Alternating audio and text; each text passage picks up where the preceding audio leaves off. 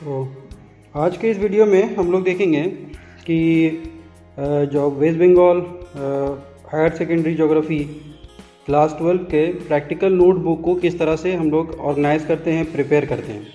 ठीक है, तो ये देखें आप, क्वेश्चन है हमारे पास। तो इसमें कुछ चीज़ें तो आपको सॉल्व करने के लिए दिया जाता है, जो कि यहाँ पे क्वेश्चन नंबर 1 है, from the given topographical map. फिर क्वेश्चन नंबर 2 है, draw a neat graticules of simple conical projection. Question number 3 is about statistics, उसमें हिस्टोग्राम, ड्रॉ हिस्टोग्राम।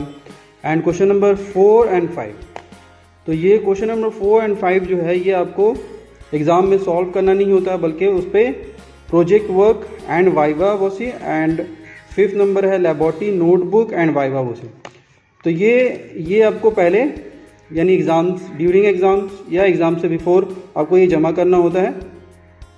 तो आज इसी के बारे में हम लोग ये देखेंगे किस तरह से हम लोग इसको प्रिपेयर करते हैं और किस तरह से इसे वो करते हैं, ऑर्गेनाइज करते हैं। तो चलिए आज इस वीडियो में हम लोग सिर्फ लेबोरेटरी नोटबुक को एंड वाइवा वोसी में क्या होता है ये डिस्कस करेंगे। नेक्स्ट वीडियो में हम प्रोजेक्ट के बारे में डिटेल से बताएंगे आपको। तो चलिए शुरू करते हैं इसको। लेबोरेटरी नोटबुक, तो लेबोरेटरी नोटबुक में देखें आप कि इस तरह का एक बिग साइज़ का लेबोरेटरी नोटबुक स्टेशनरी, कोई भी अच्छे स्टेशनरी शॉप में, बड़े स्टेशनरी शॉप में जाएंगे आप तो वहाँ अवेलेबल होता है। इस तरह का होता है, जो इस तरह से ओपन होता है। तो ये आप ले लें और उसके अंदर पेजेस हैं। पेजेस कैसे होंगे? तो पेजेस इंटरलीफ होंगे, यानी एक साइड रूल और दूसरे साइड प्लेन, बैक साइड में प्लेन और एक साइड में रूल, इसे कहते हैं इंटरलीफ पेपर। तो ये आपको ख़रीदना है, ठीक है जी। तो ये हो गया, ये आप ख़रीद लिए। अब उसके बाद क्या करेंगे, आप इसको किसी आर्ट पेपर से इसे कवर भी कर सकते हैं। इसमें नहीं कवर किया हुआ नहीं भी करते हैं तो कोई दिक्कत नहीं है, लेकिन कवर करने से और खूबसूरत हो जाता है। तो किसी भी कलर का आर्ट पेपर, प्लेन कलर का आर्ट पेपर से आप इसको रैप कर दीजिए। बोथ साइड, इधर भी रैप कर दीजिए और बैक साइड में भी रैप कर दीजिए, ठीक है जी। उसके बाद जो है उसमें अपना नाम, स्कूल का नाम, अपना नाम, registration number, class, roll number और सेशन वगैरह, ये सब। बाद जो आपका पहला पेज होगा वो होगा कंटेंट्स का। कंटेंट्स यानी जो आपके सिलेबस में दिया हुआ है। ये आप देखें, ये सिलेबस है। तो ये सिलेबस में 3 टॉपिक है बेसिकली, जो हम लोगों के प्रैक्टिकल नोटबुक में उसके बारे में लिखना होता है। एक पहला यूनिट है interpretation of topographical map, second unit is about map projection and third unit is about statistics. तो इसमें से ही आपको थ्योरी के कुछ बनाने होते हैं, मतलब कुछ इंपॉर्टेंट टॉपिक को उसमें प्रैक्टिकल नोटबुक में नोट करना होता है। फिर उस पर जो एक्सरसाइजेज होते हैं उसके एक एक्सरसाइज के एक एग्जाम्पल आपको देना होता है।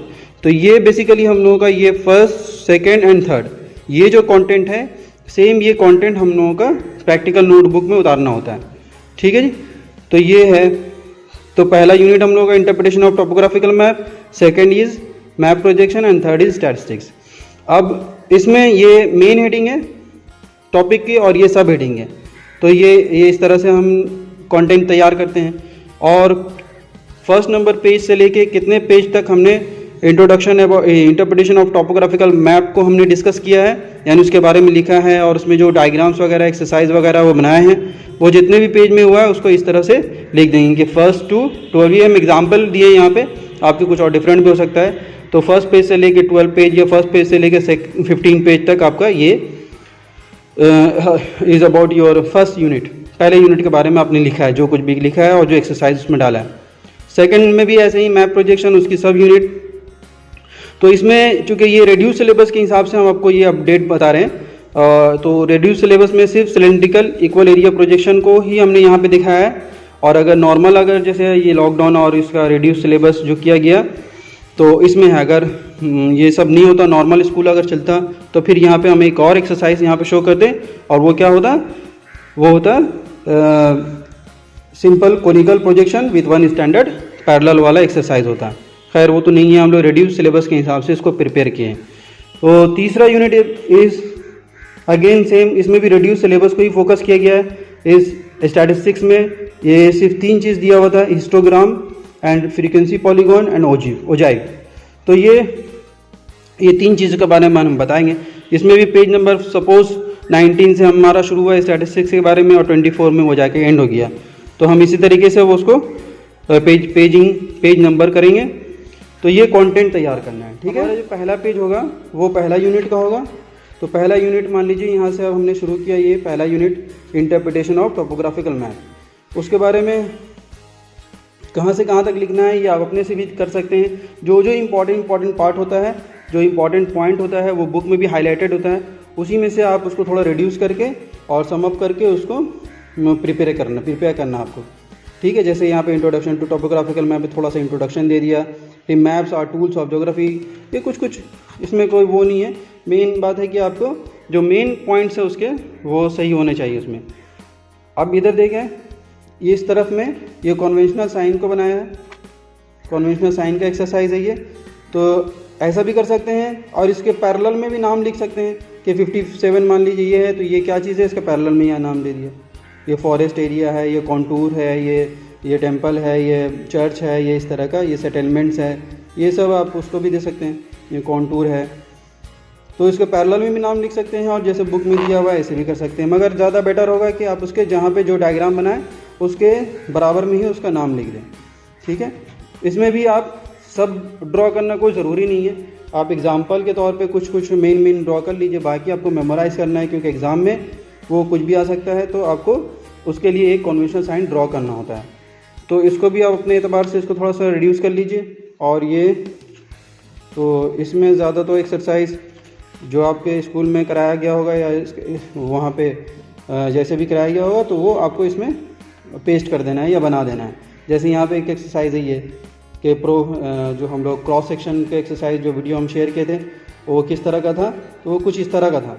तो क्रॉस सेक्शन वाला एक्सरसाइज एक बना के या बना हुआ है तो उसमें यहाँ बना के इसको लगा देना। अब ये एक्सरसाइज हो गया इस तरफ ब्लैंक में, और राइट साइड में इसका क्वेश्चन हो गया, और इसमें इंटरप्रिटेशन नहीं दिया, यहाँ पे इंटरप्रिटेशन भी आपको देना है जैसे कि हमने पहले वीडियो में बताया था।